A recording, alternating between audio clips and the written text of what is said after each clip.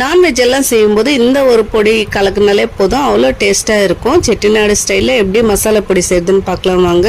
4-5 பட்டை போட்டுக்கலாம், 1 ஸ்பூன் கிராம்பு, 1 ஸ்பூன் ஏலக்காய், ஜாதிக்காய், அதுக்கப்புறமா கடல் பாசி 2 ஸ்பூன் கிட்ட போட்டுக்கிறேன். அதுக்கப்புறமா அன்னாச்சி பூவும் போட்டுக்கிறேன். என்னென்ன ஸ்பைசஸ் இருக்கோ அதெல்லாம் சேர்த்துக்கலாம். அதுக்கப்புறமா 2 ஸ்பூன் மிளகு, 2 ஸ்பூன் சீரகம், தனியாவும் 2 ஸ்பூன் சேர்த்துக்கலாம், சோம்பு 1 ஸ்பூன் சேர்த்துக்கலாம். போதும்.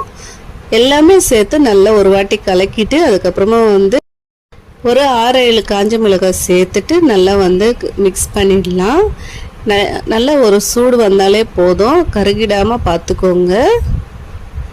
அதுக்கப்புறமா ஆற வச்சு மிக்சியில் போட்டு அரைச்சி வந்துடலாம். அவ்வளோதாங்க. இந்த பொடி சிக்கன் மட்டன் எது கூட சேர்த்துக்கலாம். அதுக்கப்புறமா எறா தொக்கு செய்கிறீங்க அப்படின்னா இந்த 1 ஸ்பூன் கலக்குனாலே போதும், அவ்வளோ டேஸ்ட்டாக இருக்கும்.